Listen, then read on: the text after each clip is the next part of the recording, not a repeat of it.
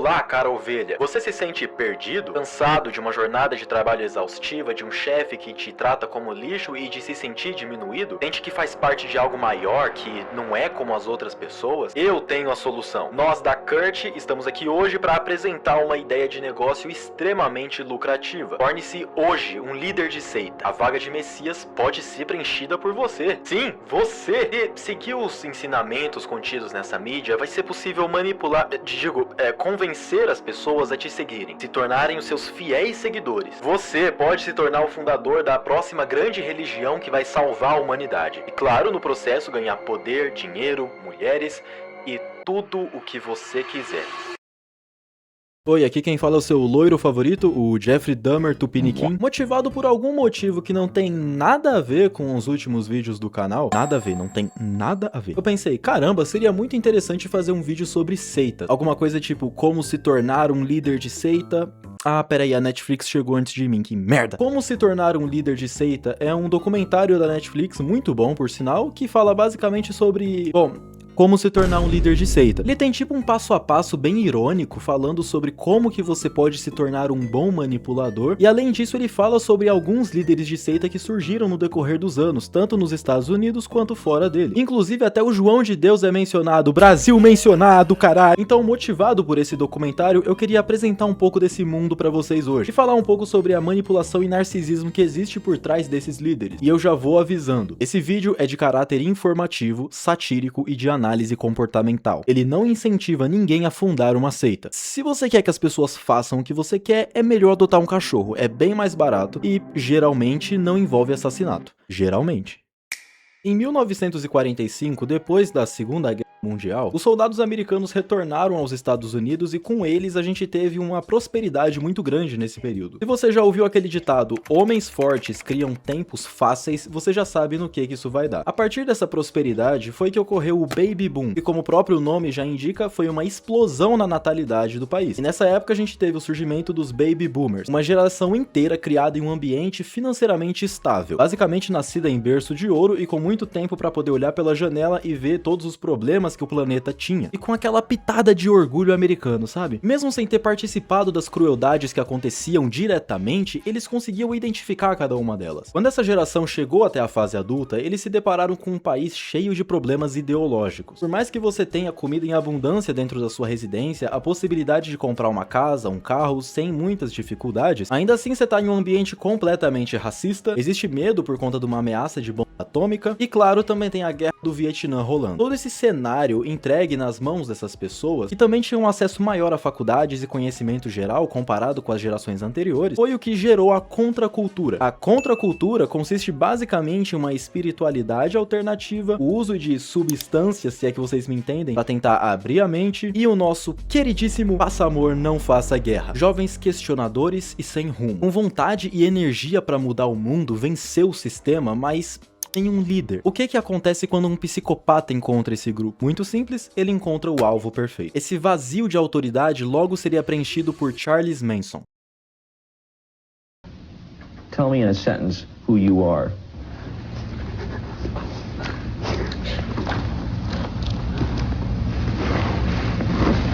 Nobody. I'm nobody. Depois das suas férias de 10 anos na cadeia, em 1967, Charles Manson se deparou com a contracultura. Logo ele abraçou a identidade correta para poder se apresentar para esse grupo de hippies. O cara é basicamente um camaleão social, ele é aquilo que você quer que ele seja. Mas as coisas não começaram tão sangrentas quanto elas se tornaram. Um dos pontos interessantes para se destacar aqui é que o Manson desenvolveu uma certa obsessão pelos Beatles na prisão. E na verdade, não é só isso, de forma bem repentina ele decidiu que queria aprender coisas novas. Nesse momento ele até melhorou a escrita dele, que era péssima, já que boa parte da vida dele ele tinha passado em prisões e reformatórios. E depois de aprender a tocar violão, ele acreditava fielmente que se consolidaria como um grande artista. Mas as coisas não aconteceram assim. Como Fazer Amigos e Influenciar Pessoas é um livro extremamente conhecido e também é estudado por todo tipo de gente, desde vendedores para poder aprimorar suas técnicas de persuasão para poder convencer um cliente a comprar o que ele vende, introvertidos querendo entender um pouco mais de como que as outras pessoas funcionam, ou nesse caso, psicopatas. Manson estudou esse livro durante o seu confinamento e logo se tornou um mestre em detectar fraqueza em pessoas, além de também estudar cientologia. Com esse conhecimento previamente adquirido e diante de jovens que procuravam por um líder, Manson abraçou essa persona com unhas e dentes. Logo ele se apresentou como solução e canalização para esses jovens que queriam mudar o mundo, mas não sabiam como. Ele tinha lábia, sabia falar o que as pessoas queriam ouvir e também sabia como colocar as ideias dele nas outras pessoas sem ativar aquele senso crítico, sabe? A partir disso ele conseguiu reunir um grupo considerável e logo eles se consolidaram como realmente um grupo religioso. E a partir desse momento foi que a lavagem cerebral começou realmente. No rancho Span, o Manson se isolou junto com seus seguidores. Calendários e relógios eram proibidos e as pessoas perdiam a noção do tempo por conta disso. Jornais e livros foram banidos e só 2 obras foram permitidas naquele rancho. E eram elas a Bíblia e as músicas dos Beatles. De noite, Manson reunia os jovens ao redor de uma fogueira, onde eles utilizavam doses extremamente elevadas de LSD. E durante a alucinação dos seus seguidores, Manson encenava a crucificação de Cristo. Durante essa encenação, ora ele interpretava Jesus, ora o diabo, alternando os papéis com frequência. Manson já estava dentro da cabeça daqueles jovens de uma forma tão intensa e enraizada que até proibiu eles de encontrarem familiares. E quando você não pode confiar nem na sua família e vive isolado da sociedade, a sociedade como um todo se torna um inimigo. O resto do planeta se torna um inimigo. Além disso, Manson também dizia que o colapso do mundo como eles conheciam estava muito próximo e que aconteceria através de uma guerra racial. Com essa crença de que o mundo acabaria, Manson traçou o plano dele. A família Manson, como essa seita ficou conhecida, iria fugir para o deserto e eles ficariam lá escondidos enquanto a guerra civil acontecesse. Depois que a guerra chegasse ao fim, eles sairiam do deserto e voltariam para governar sobre as ruínas e sobre o que restou de uma sociedade. E foi, não me olha com essa cara, eu também não faço ideia de como que ele chegou nessa conclusão. Eles roubaram carros, trocaram por armas e munição, iniciaram um treinamento físico para que todos permanecessem aptos para poder liderar o mundo que surgiria das cinzas. O problema é que a seita não tinha exatamente como arcar com esses gastos, principalmente dessa parada de fugir pro deserto. E eu acho que já deu para perceber que todo mundo ali é meio maluco. A última coisa que você quer é um maluco paranoico com acesso a armas de fogo. E era exatamente o que estava acontecendo. E foi a partir desse ponto que as coisas começaram a piorar. A primeira vítima do grupo foi o músico Gary Hinman. Ele foi mantido como refém por 2 dias. A família Manson acreditava que esse músico tinha recebido uma herança, em outras palavras, que ele tinha muito dinheiro, e logo começaram a extorquir ele com esse intuito de conseguir toda a grana que ele supostamente tinha. Vale ressaltar que nesse momento, o Manson simplesmente mandou alguns dos jovens para casa desse cantor, e foi onde eles começaram a tortura. Ou seja, o próprio Manson não estava presente a primeiro momento. Ele só foi para essa casa depois, e também fez questão de torturar o Gary, inclusive cortando uma orelha dele para pressioná-lo. Eventualmente, o Gary foi esfaqueado até a morte por Bob, um dos membros da seita, e fez isso por ordens do próprio Manson. Para desviar a atenção da polícia, o grupo escreveu Political Pig em uma das paredes da casa, utilizando o sangue da própria vítima, além de desenhar uma pata de pantera com o intuito de incriminar um grupo militante negro da época chamado Panteras Negras. Essa tentativa de incriminar esse grupo não deu certo pela própria incompetência da família Manson. Poucos dias depois, o Bob, que foi o responsável por assassinar o Gary, foi preso dirigindo o carro do Gary com a arma do crime dentro do carro. E nesse ponto, o que tava ruim ficou ainda pior. A paranoia do Manson simplesmente triplicou. Até porque, convenhamos, isso aqui não é mais uma crença religiosa, na verdade se tornou um assassinato com a arma do crime e com indícios que levavam ao próprio Manson. E com isso veio o entendimento de que o cerco estava se fechando e que logo o próprio Manson seria preso. Essa ideia foi o suficiente pro Manson decidir dar um empurrãozinho na guerra racial que ele dizia que aconteceria. E se sentindo rejeitado pela indústria musical de Hollywood, que não transformou ele em um astro da música, ele já sabia que a própria Hollywood seria o seu alvo naquela noite. A seita encontrou um ponto sem volta. O que eu quero? Eu quero que você vá até aquela casa onde Melker costumava viver. Eu quero que você leve algumas das garotas que eu vou mandar com você, vá até lá e destrua totalmente todos naquela casa, da forma mais cruel que vocês conseguirem. O massacre na Cielo Drive aconteceu no dia 8 de agosto de 1969. Deixou 5 mortos, entre eles a atriz Sharon Tate, de 26 anos, grávida de 8 meses e meio, e implorou pela vida do seu filho no seu ventre. O pedido foi ignorado friamente.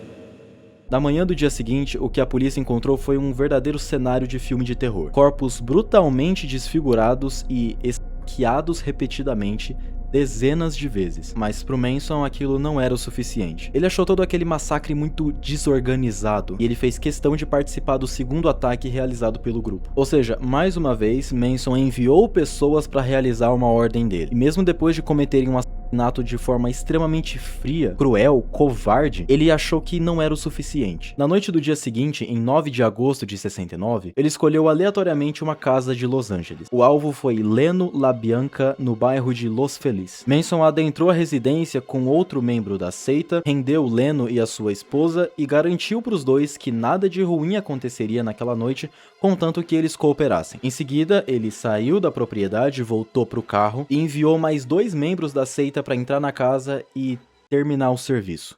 O pânico tomou conta de Hollywood nos próximos dias. Celebridades compraram armas, fugiram da região ou contrataram seguranças. Esses 2 crimes não foram relacionados logo de cara e as especulações da polícia não chegaram em uma conclusão satisfatória e definitiva no tempo que eles tinham disponível. E no final, o Manson foi preso por acaso. 2 meses depois desses massacres, em outubro de 69, Manson foi encontrado no rancho em que a seita se escondia e logo foi preso. E detalhe, eram acusações pequenas: roubo de carros, vandalismo. Manson foi preso sem que os policiais soubessem quem ele realmente era. E curiosamente, todo o escândalo dos assassinatos acontecidos só foi descoberto por conta da soberba de um dos membros do grupo. Susan Atkins, presa por outra acusação, se gabava pelo assassinato de Sharon Tate. Ela trazia detalhes de como que ela tinha esfaqueado a atriz e provado o sangue dela. Ela também citou que o líder de tudo era um homem chamado Charles Manson. Ela contou isso para suas companheiras de cela que denunciaram o caso. O julgamento durou 9 meses e ocorreu entre 1970 e 1971. Particularmente, o que mais me deixou abismado nesse caso foi a frieza que essas jovens demonstraram, mesmo depois de terem realizado todos aqueles atos hediondos. As seguidoras de Charles Manson que estavam sendo julgadas debochavam das fotos das vítimas e até interrompiam o processo de julgamento cantando. Elas genuinamente acreditavam que tinham feito a coisa certa e que o Manson era algum tipo de divindade. Por mais que esse grupinho que participou desses assassinatos tenha sido sentenciado à morte, nenhum deles foi morto. Susan Atkins teve a liberdade condicional negada 13 vezes e em 2009, sofrendo de câncer cerebral terminal e com metade do corpo paralisado, pediu uma liberação compassiva para morrer em casa, que foi negada. Atkins morreu na prisão em 2009 aos 61 anos de idade. Leslie Van Houten tinha apenas 19 anos no crime LaBianca, se tornou uma presa modelo, tendo coordenado programas de reabilitação e adquirido diplomas universitários. A justiça recomendou sua soltura 5 vezes, mas os governadores da Califórnia vetaram todas elas. Depois de uma longa briga judicial, Leslie foi solta em 2023 aos 73 anos de idade, depois de passar 53 anos na cadeia. Patricia Krenwinkel continua presa até hoje, sendo a mulher há mais tempo encarcerada no sistema prisional da Califórnia, atualmente com 78 anos de idade. Tex Watson, o braço direito de Manson, se converteu na prisão e se tornou um pastor evangélico. Ele teve todos os pedidos de liberdade condicional negados e continua preso. Charles Manson faleceu na prisão em 2017 após 46 anos seguidos em isolamento, aos 83 anos de idade. Vale ressaltar que destes 83 anos de vida, 61 foram atrás das grades. No início de 2017, Manson teve uma piora drástica de saúde, até culminar na sua morte por parada cardíaca, combinada também com complicações de um câncer de cólon severo.